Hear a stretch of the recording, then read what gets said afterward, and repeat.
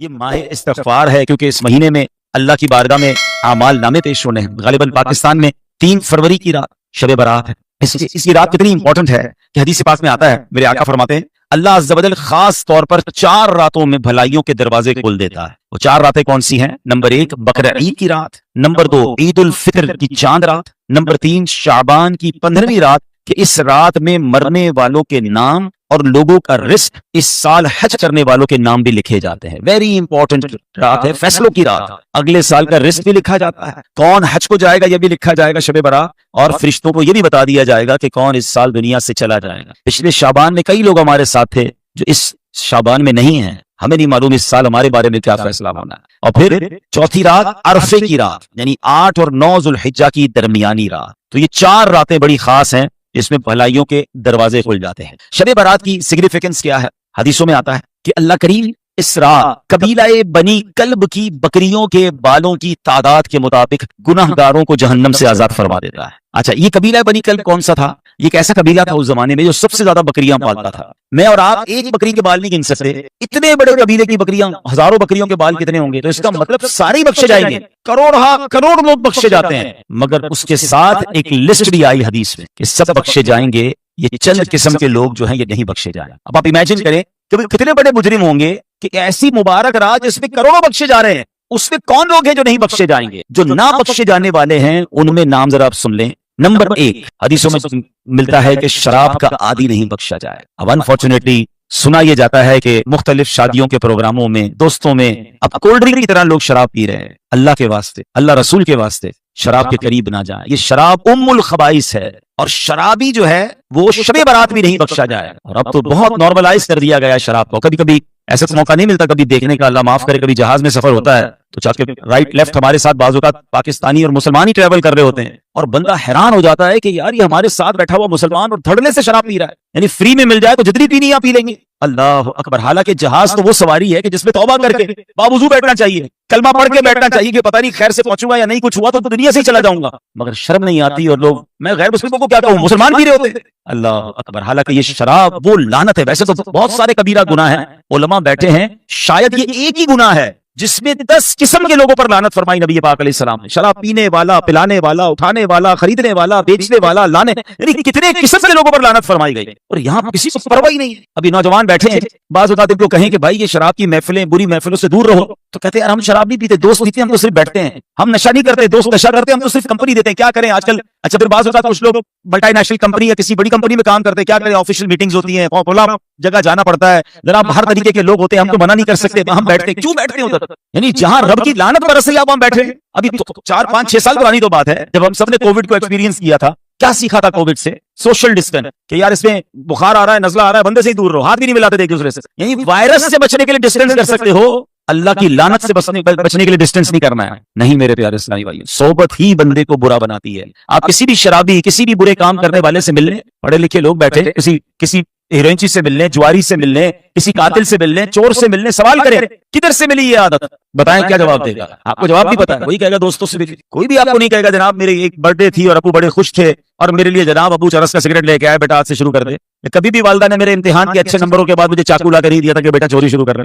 ساری بری عادتیں نارملی بری صحبت سے ملتی ہیں. لیکن آج کا نوجوان جواب کیا دیتا ہے؟ میں تو بڑا پکا ہوں, میں کچھ نہیں کرتا, دوست کرتے بیٹھتا ہوں. نہیں میرے پیارے, آج آپ بیٹھ رہے ہیں اور کل آپ مبتلا ہو جائیں گے. اچھوں کی صحبت میں بیٹھے ہیں, بری صحبتوں سے بچیں, کیونکہ شراب کا عادی شب برات بھی نہیں بخشا جائے. آگے فرمایا ماں باپ کا نافرما. یہ کیسا گناہ ہے اور کتنا خطرناک گناہ ہے کہ تقریباً ہر وہ رات جس رات سب بخشے جاتے ہیں, یہ جن گناہ گاروں کے بارے میں آتا ہے یہ نہیں بخشے جائیں گے, ان میں آپ کو ہر لسٹ میں ماں باپ کا نافرمان ضرور ملے. یعنی اللہ کو کتنا سخت ناپسند ہے کہ جو بندہ اپنے ماں باپ کو ستاتا ہے. تو اے میرے پیارے اسلامی بھائیوں, پردے میں رہ کر سننے والی میری بہنوں, خدا کی قسم اگر آپ کے ماں باپ آپ کے پاس ہیں, یو آر سو لکی. اللہ اکبر. ماں باپ بھی ہوں اور شعبان بھی ہو, ماں باپ بھی گھر میں ہوں اور شب برات بھی ہو, ارے ماں باپ بھی ہو, رمضان بھی ہو, اور کیا چاہیے آپ کو؟ پوچھو ان سے جن کے ماں باپ چلے گئے. کتنا یاد آتے ہیں ہر بڑی رات کو کہ کاش ماں ہوتی تو آج دعا لیتا, والد ہوتے تو ان سے دعائیں لیتا, افطار میں ماں ہوتی تو ہم مل کے ماں کی آمین سنتے.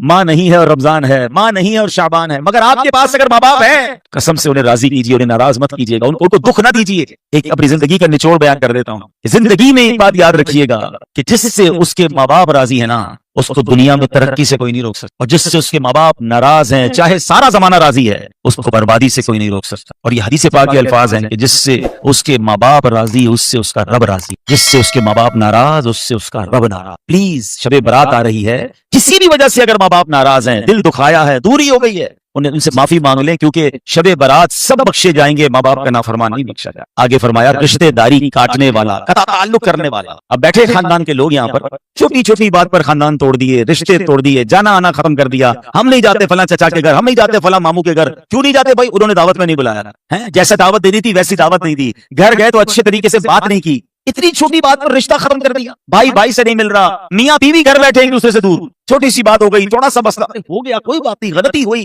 ہمارا رشتہ دار ہے, ہمارا بھائی ہے, ہمارا مسلمان ہے, مگر معاف کرنے کے لیے تیار نہیں ہے. ویسے عجیب بات ہے, ہم اللہ سے معافی کیسے مانگتے ہیں؟ اے اللہ ہمارے سارے گناہ معاف کر, صغیرہ بھی معاف کر دے, کبیرہ بھی معاف کر دے. کبھی ہم نے اللہ کی بارگاہ میں یہ عرض کیا کہ یا اللہ تو ہمارے سارے گناہ معاف کر دے, میں نے کسی کو معاف نہیں کرنا ہے. یہ کیسی معافی ہے کہ آپ کسی کو معاف کرنے کے لیے تیار نہیں, اللہ آپ کو سارے معاف کر دے. ہم بھی تو معاف کریں نا. اور یاد رکھیے, برداشت کرنا, درگزر کرنا, یہ جو حلم ہے نا, یہ وہ کمال کا وصف ہے جو سنت انبیاء بھی ہے, سنت رسول بھی ہے, بلکہ یہ اللہ عز و جل کی بھی سنت ہے. ہاں, اور یہ ماہ رمضان تو ہمیں ویسے بھی صبر کا درس دیتا ہے. ایک تو یہاں پر جھگڑے ختم نہیں کر رہے ہو, اور رمضان میں ایک عجب سما بن جاتا ہے. پتہ نہیں روزہ رکھ کے ایسا لگتا ہے احسان کرتے ہیں, ہر دوسرا آدمی لڑ رہا ہوتا ہے, خاص طور پہ افطار سے پہلے تو ڈر لگ رہا ہوتا ہے کسی سے بات کرنے کے لیے. بھائی اس سے بعض ہم نے تو نوٹ کیے ہوئے کچھ لوگ کہ ان سے ہمیشہ رات کو بات کرنی ہے, تراویح کے بعد, روزے میں بات نہیں کرنا. حضرت روزہ رکھا ہے ہماری خیر نہیں ہے. ایسا ہو سکتا ہے گھر میں بھی ہوتا ہوگا کہ کچھ بیویاں ڈرتی ہوں گی, کچھ بچے ڈرتے ہوں گے, کچھ امپلائی ڈرتے ہوں گے کہ سیٹ صاحب سے آج بات ہی کرنا, صبح سے ان کو پان نہیں ملا, یا سگریٹ کے عادی ہے تو سگریٹ نہیں ملی ہے, حضرت نے آج روزہ رکھا ہے, پتہ ہم سے افطار نہ کر لیں. حالانکہ رمضان تو ہے ہی صبر کا مہینہ, معافی اور درگزر کا مہینہ, لیکن رمضان میں زیادہ جھگڑے لوگ کر رہے ہوتے ہیں. نہیں میرے پیارے, آزا کا بھی تو روزہ ہے نا, آپ کی زبان کا بھی روزہ ہے, آپ کی زبان بھی آپ نے صحیح استعمال کرنی ہے. حلم کی بات ہو رہی ہے, سبحان اللہ. میں آپ کو ایک واقعہ سناتا ہوں کہ بزرگان دین کیسے حلم والے تھے, کیسے قوت برداشت والے تھے. ایک بزرگ کے بارے میں آتا ہے کہ بہت بڑے بزرگ ہیں, حضرت احنف بن قیس رضی اللہ عنہ, تابعی بزرگ ہیں. تابعی وہ ہوتا ہے جس نے کسی صحابی کا دیدار کیا ہو اور اس کا ایمان پر خاتمہ ہوا ہو, اور تابعی بھی جنتی ہوتا ہے. اب ایک بار ہم کہیں جا رہے تھے تو کسی نے آپ کو گالی دے دی. اب ذرا امیجن کریں کہ ہم کہیں جا رہے ہیں اور ہمیں کوئی گالی دے دے, ہمارا کیا ریپلائی ہوگا؟ اوئے ہوئے ہوئے, اب تو جتنی گالیاں یاد ہے ساری اس کو دینی ہے. مگر یہ کیسے عظیم بزرگ تھے, خاموشی سے چلتے رہے. وہ پیچھے سے گالیاں دیتا رہا, آپ چلتے رہے. وہ بہت زور زور سے گالیاں دیتا رہا, آپ چلتے رہے. ایک جگہ آپ نے جب گھر کے علاقے کے قریب پہنچنا, آپ رک گئے اور اس شخص سے کہتے ہیں بھائی اور بھی باقی رہ گئی تو دے دو, اپنے محلے میں جب میں داخل ہوں گا نا تو اب وہاں میرے جاننے والے کافی ہوں گے, وہ تمہاری گالیاں سن کر تمہیں کوئی نقصان نہ پہنچا دیں, تم سے میری وجہ سے کوئی جھگڑا نہ کریں, اگر کچھ اور باقی بچ گیا تو مجھے گالیاں دے دو تاکہ تمہیں بھی کوئی تکلیف نہ پہنچے. اب آپ سوچیں اس بندے کو کتنی شرمندگی ہوئی ہوگی, لیکن یہ تھا ہمارے بزرگوں کا حلم, یہ تھا ان کا برداشت. اچھا اسی طرح میں اگر ہم سب کو ایک نعت شریف بڑی شوق سے یاد ہے, اس کے الفاظ بھی یاد ہیں. سلام اس پر کہ جس نے گالیاں سن کر دعائیں دی, سلام اس پر کہ جس نے خون کے پیاسوں کو قبائیں دی. اچھا میں آپ سے پوچھوں, ہم نے کتنی بار گالی سن کر دعا دی ہے؟ نعت ہمیشہ پڑھتے ہیں, ہمیشہ مزہ آتا ہے شعر کو سن کر, مگر ہم بھی تو کچھ ایسا اپنائیں نا کہ زندگی میں اگر کوئی ہمیں برا بلا کہے تو کبھی تو اس کو دعا دے دیں کہ اللہ اس کو ہدایت دے دے. ہم کہتے ہیں ٹٹ فور ٹٹ, جیسے کو تیسا, اس نے میرے ساتھ بدتمیزی کی اب تو میں نے چھوڑنا ہی نہیں ہے. نہیں میرے پیارے سے, ہمیں اس مبارک مہینے کی مبارک رات سے پہلے یہ برداشت پیدا کرنی ہے, یہ درگزر پیدا کرنا ہے, یہ معافی پیدا کرنی ہے کہ قطع تعلق کو ختم کرنا ہے, ورنہ شب برات قطع تعلقی کرنے والا نہیں بخشا جائے گا. جہاں میں نے کہا تھا نا کہ حلم جو ہے وہ رب کریم کی سنت ہے, انبیاء کی سنت ہے, میں اس کی کچھ جھلک بھی آپ کو بیان کرتا ہوں. پہلے تو حلم کہتے کس کو ہے؟ حلم کا معنی ہے بردباری, نرم دلی. امام غزالی رحمۃ اللہ تعالی فرماتے ہیں آدمی کو غصہ آئے اور وہ کوشش کر کے تکلف کے ساتھ نفس کو مجبور کر کے غصے کو دبا دے تو اس کو قذف الغیظ کہتے ہیں, یعنی غصہ پی جانا کہتے ہیں. بڑی اچھی بات ہے, غصہ آئے تو غصہ پی جائے, اور یہ بڑا پیارا گھونٹ, اس کو افضل گھونٹ کہا گیا کہ بندہ غصہ پی جائے. بلکہ حدیثوں میں یہ بھی مضمون ہے کہ پہلوان وہ نہیں جو غصے کے وقت کسی کو پچھاڑ دے, پہلوان وہ ہے جو غصے کے وقت اپنے آپ کو قابو میں رکھے. مگر حلم اس سے بھی اوپر کی چیز ہے. وہ کیا ہے؟ فرمایا کہ اگر بندہ غصہ پینے کی اتنی مشق کر لے, بار بار اپنے غصہ پینے کی عادت اپنائے, ایک وقت آئے کہ اس سے غصہ آیا ہی نہ کرے, اور غصہ آ جائے تو غصہ دبانے کا تکلف نہ کرنا پڑے, بلکہ آسانی سے غصہ اس کا چلا جائے, دب جائے, اس کو حلم کہتے ہیں.